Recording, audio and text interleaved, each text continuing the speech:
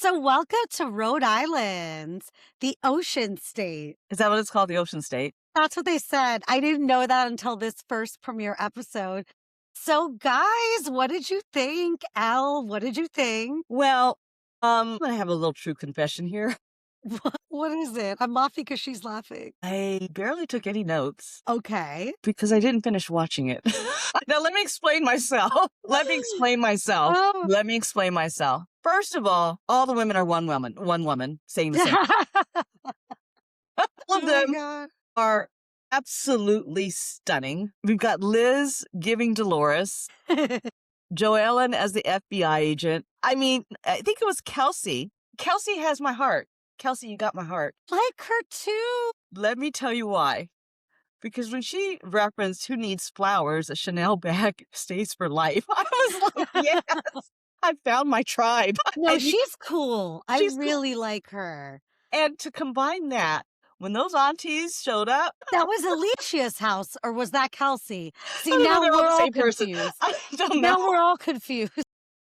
Yes, it was Alicia's house. First of all, Alicia, your family is absolutely adorable. I love your daughter. Oh my gosh, I want to go back and have a baby and have a daughter like that. That could I play dress up with I and all of the things. Yes, know. but when her aunts showed up and they were in the car and we got auntie taking a swig from the flask and they're just going in. They don't care if cameras are there. And these are how these aunties are all the time. Like you can tell that this is who they are. Cameras are not like, and they're coming in fabulous with the big hair and the tan and the diamonds and the pearls. And da da da da da da. I was here for it, and I said, you know what?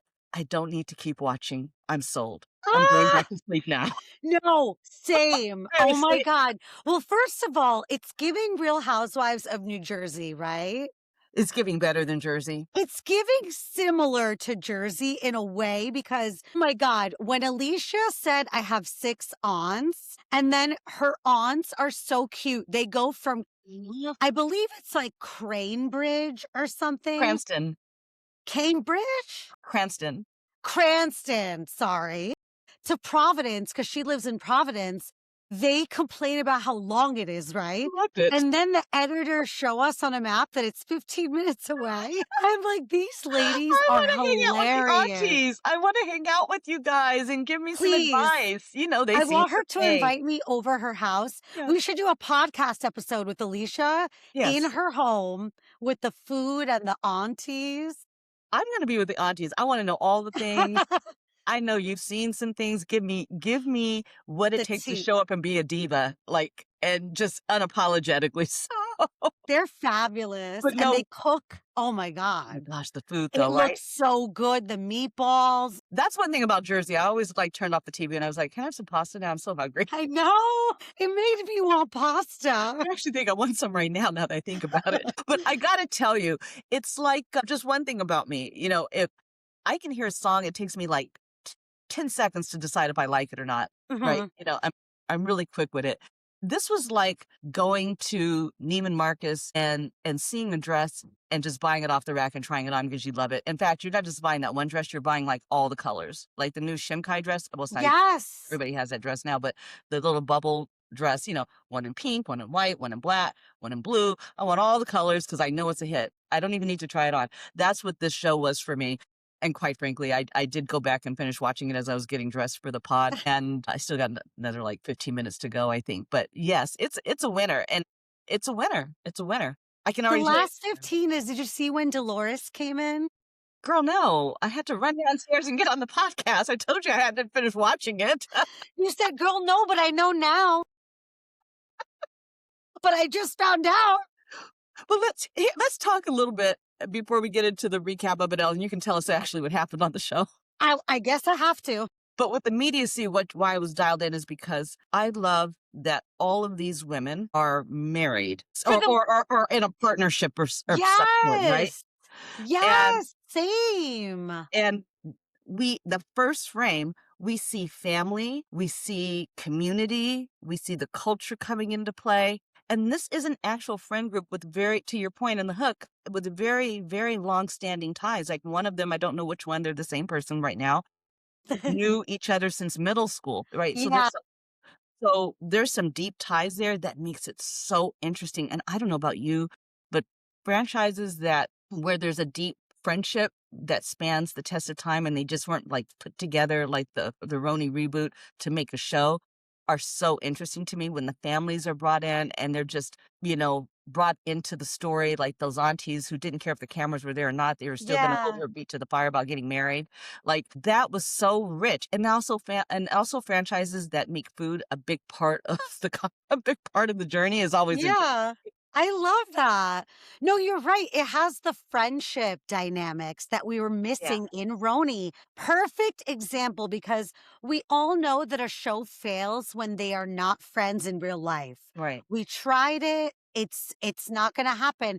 You need women that have known each other in real life or at least a core 4 or Hmm. core 3 who actually know each other. And of course, we have like one new person who's also on The Bachelor, by the way, who was on The Bachelor, which is so cool. And I'm not a watcher of that franchise, but I still think it's really cool. So, and she even says, her name is Ashley. She even says, if you don't know these people from the time you're like 5 years old, they're not going to consider you a true Rhode Islander.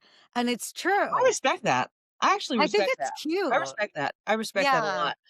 Who okay, it is yes. So there's one person on the cast that concerned me, and that would be Kelsey, I believe. Correct me if I'm wrong. She's the Mm. one that has the boyfriend whose family is very influential in Rhode Island and one of the most prestigious families in Rhode Island. He was named the reason that she became Miss Rhode Island's, and her relationship is considered unorthodox. Why? Because he dates multiple people. Kelsey, it's But at just least so she hard. knows. At least she's not gonna have an She Amanda. knows. A So Amanda they're and in an open relationship. right. However, we don't know yet if Kelsey's seeing two guys or if it's just her boyfriend that's seeing two women. The most concerning part of it, it's not even the open relationship part that was kind of heartbreaking to watch, is the fact that she's 30 years old, she wants a commitment, and she has nothing going on for herself aside from donning these golden handcuffs that have been bestowed on her by this very wealthy man from one of the most prestigious families in Rhode Island. And I can't imagine what that would be like. I mean, she has her financial dependence on this person, and it Yeah. sounds like she wants the commitment. Sounds like she kind of tell me if I got this wrong, but maybe she was thinking like knows for a fact that maybe this is not working, but fear of leaving the wealth, fear of leaving him. It's a lot. And it's kind of sad to see someone that young living in a life of luxury with nothing else going on for herself other than living a life of luxury.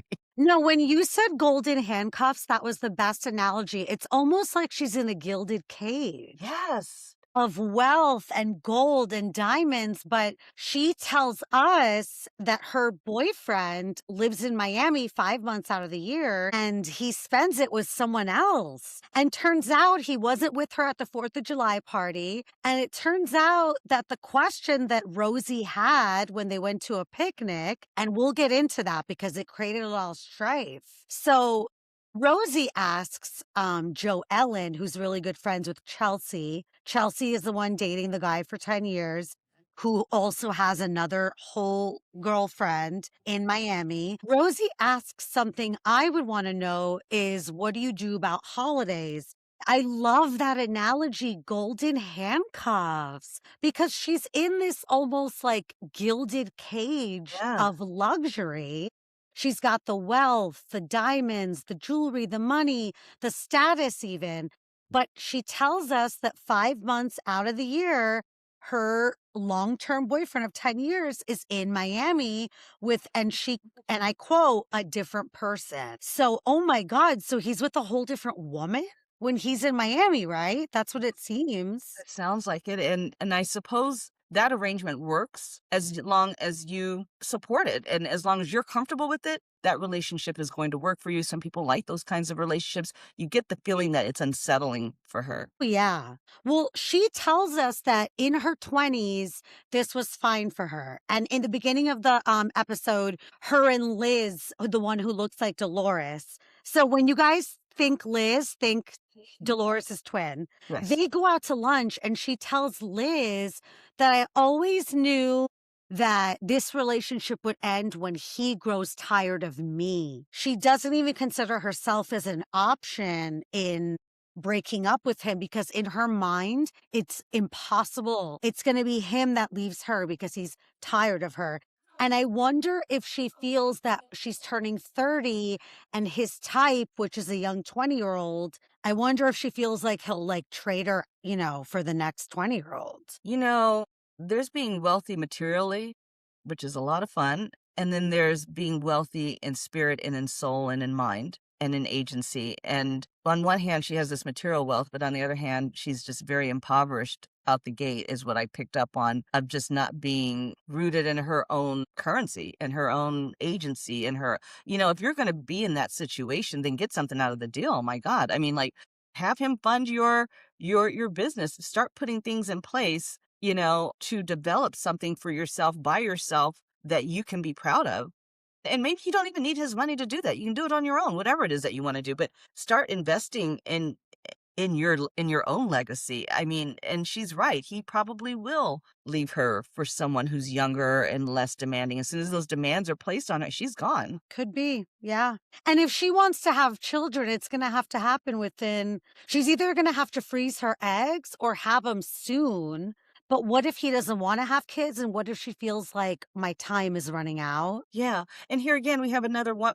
And that is so true. I mean, gosh, I didn't even think of that. And here again, in addition to that, we have another woman on one of these franchises who's yielded their financial security and independence to a man who they know nothing about. I know. I'm sorry, I'm lost for words, but she's just yielded this to this man, and we see this all the time. And then when they're out there on Front Street on their own, they don't know how to pick up the pieces and to live life on their own terms, and they're just so at risk of just invulnerable to just having to start over with nothing. I mean, we see it in Ladies Literally. in London. Martha talked about it, how she married wealthy twice, and both times, she went from rags to riches or riches to rags on the heels of on the wallets of two men who did nothing to support her in the transition of it all and the afterlife of it all. So that was just one thing that stood out to me. I was like, wow, I'm invested to see where Yeah. Elsie lands, and I hope she is empowered in all of this, but I think it's going to be a rough road for her. It's got to be hard because she's a makeup artist, supposedly, but Oh, well, there she you meets go. her boyfriend. She met him at 19. So that is 10 years with a blank resume. That's going to be hard to just get back into that. Well, thank God for the show, because she can leverage the show to, Yes. putting herself on the map on her own terms. And yes, you won't be living in a 16,000 square foot house. You might be living in a 6,000 square foot house, but at least Yeah. you can, oh gosh, I feel awful. Like we're plotting her separation already. That was only the first episode. Let me shut up.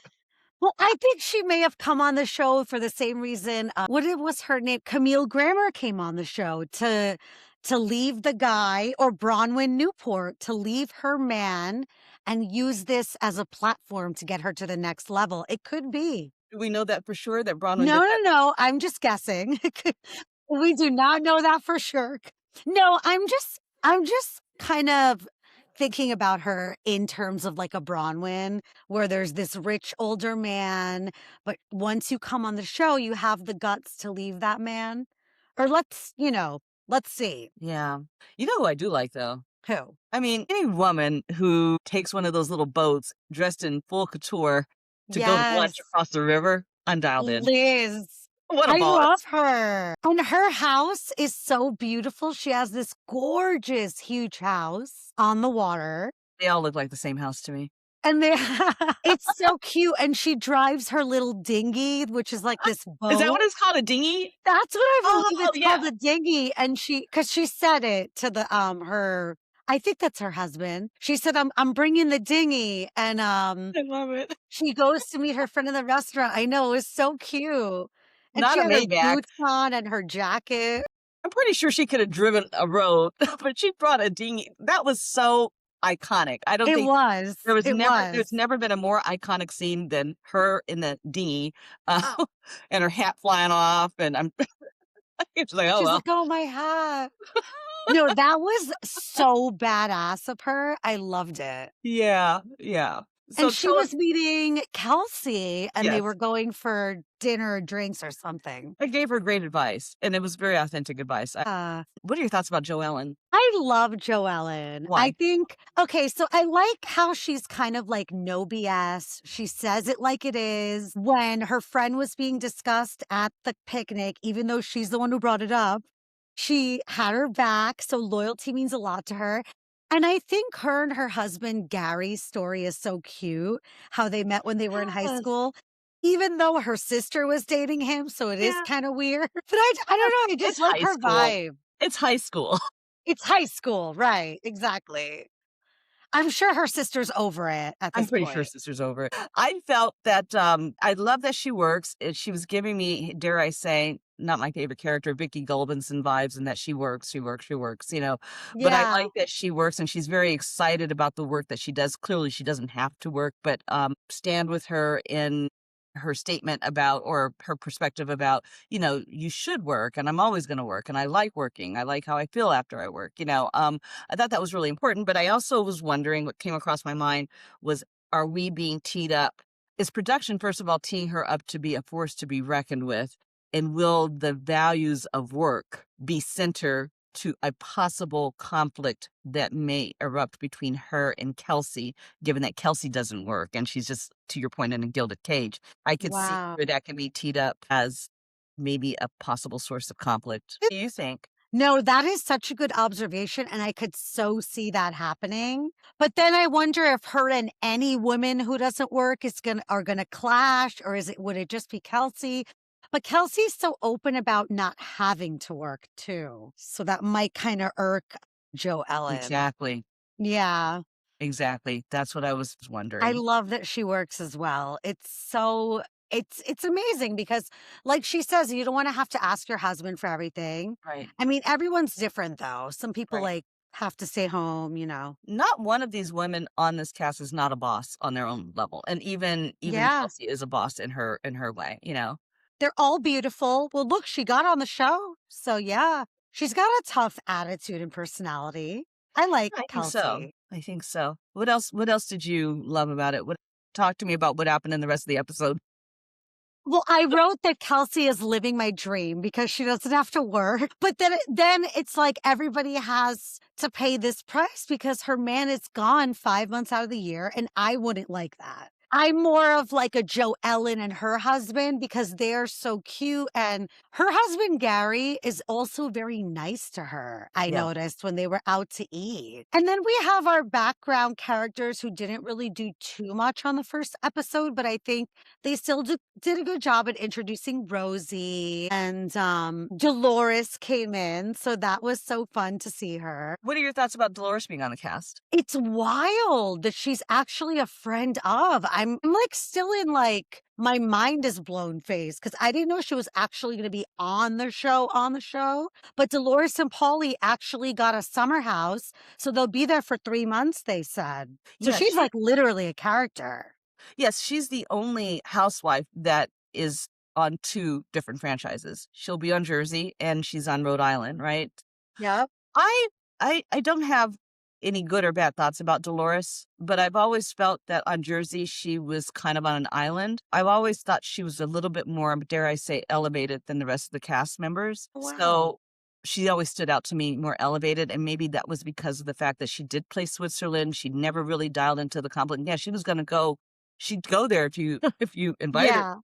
but she was just so rational and so sound is the way she came across. And I actually like the idea of her on this franchise where we get a fresh start and we get to see her outside of the shadow of the Teresa and Melissa Melissa. drama and Yeah. Marge and all of that.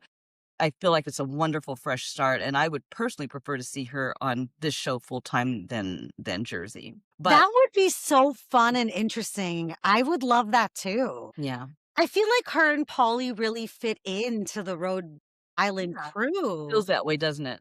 She's really good friends with Liz. Yeah. I feel like Polly would blend in well with the guys. They could do this. I think that they could too.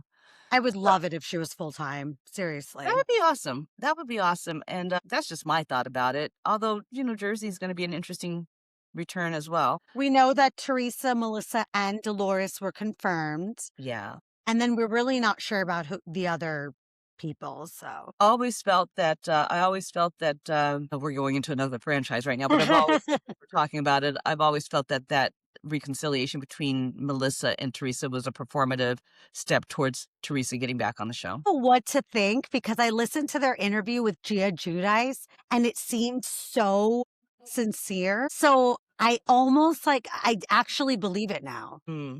Okay. But I get why you didn't I get why you wouldn't. It's hard to know. It's none of my business really. But either way, Well, they are on the show, so it's going to be a good show. I'm excited about Rhode Island, and I want to thank you, Bravo, for giving us something that we can look forward to watching. yes. Thank you for giving us this amazing cast. Like I said, there's a bachelor contestant in there. Yes. Ashley and Jared. Some of you may know her from Bachelor. They have their own coffee shop, so that'll be interesting to see Yeah, their that was marriage interesting too. Yeah, dynamics. yeah. That And was cute too. I thought it was very cute. I wanted to go back to Dolores real quick. Okay, so Go we know ahead. how, like on Jersey, Dolores was always the mediator. Yes, yes. Do you think that, based on what you've seen so far, well, it's only been one episode, but do you think that she'll stay the mediator, or will she be a front and central character? Who do you predict that she'll go head to head, toe to toe with? I don't see her going head to head with anybody, but I guess Rosie, if I had to choose anybody, because Joellen and her kind of have beef, and Dolores is good friends with Liz, and I know loyalty means a lot to her, but I definitely see her more in the background In the as opposed background? to main character energy. Yeah. Yeah. I'm wondering if that's just her natural default as a human being. Yeah, maybe she Yeah. is just that calm, neutral Yeah. person. Yeah. Such good stuff. And you know what we got So tomorrow? good. What? Atlanta. My God, it's coming out tonight. I'm here to tell you, y'all, Atlanta's gonna be fire this season. It's gonna be so good. K. Michelle is gonna blow Thank it out of you. the water. Thank you. I Thank you. loved her on Love and Hip Hop, so I'm a Never watched it. fan. You have to ask my mom about Love and Hip Hop. She knows all about the Love and Hip Does Hop. she watch it? Oh my God. So like, Mom, what are you doing? I just love the show. Watching my show. She can tell me all about it. I mean, we need to have her on. I would love to see though. Man, I would love to I see Sheree love back. her Yeah, bring back because some of that. Phaedra's back and Portia's back. I would love to see Nene back, and I would love to see Sheree back. Yeah, Those two. we need that Who Gon Check Me Boo energy, that real Who Gon Check Me Boo Yes. energy. We need that energy. And we need to see how She by Sheree is doing after all these years. Once And, again. and I don't even care that it's not doing anything and it continues to live rent free in her head. Like, I love that she loves this. I If love she that she has loves it, fashion we shows love with no it. designs. I love that she. We get to see Drew beefing with someone again. Oh, I'm so exhausted of Drew and her beef. My God, I don't like Drew either. We didn't even talk about I this, you didn't say I didn't guys. like her. I'm just tired. I'm not a fan of Drew. Unless she changes my mind. I don't like Ralph or Drew. I'm just over their whole story. Me Like too. Ralph and Me Drew. too.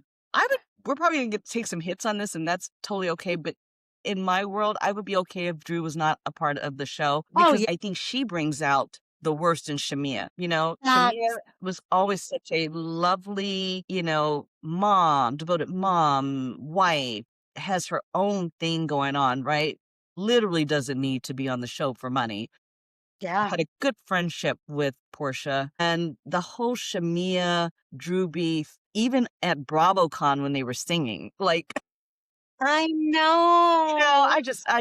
I don't like I seeing feel the girls same fighting. way. I like Shamia. I want to give her another chance. But it's hard to see her and Portia always fighting. It is hard when they were such good friends, and you wonder, It's does the sad. show do that? Does Shamia get too big and Portia had feelings about it? Mhm. What happened? Anyway, so much to cover, so So much to much watch. to get into. And we are going to get into it. You know us. Yes, yes, yes. Well, anyway, this has been a Layered Media Works Incorporated production, executive produced by Barbara Bonds of Bonds Creative Incorporated, and co-produced by RS Rude Mood Media, with social media management by our resident and most beautiful and lovely Oh, co-host, Catherine Basiji.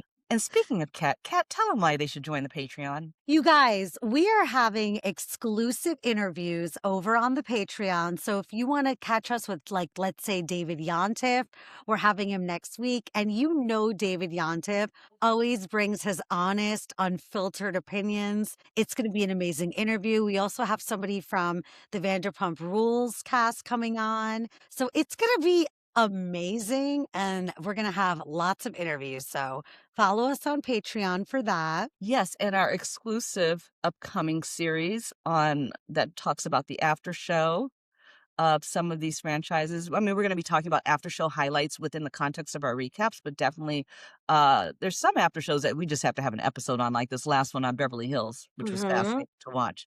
Things like that. So please support us on that Patreon, and if you listen to us, you can listen to us wherever you find your podcast, Apple, Spotify, where you're at, iHeartMedia, we're everywhere. And we want to be everywhere with you all at the same time. Thank you for listening. The Good Edit podcast with Elle and Kat, where reality TV meets humanity. And until next time, we'll see you then. Bye, Bye. guys. Bye, you. Bye, you.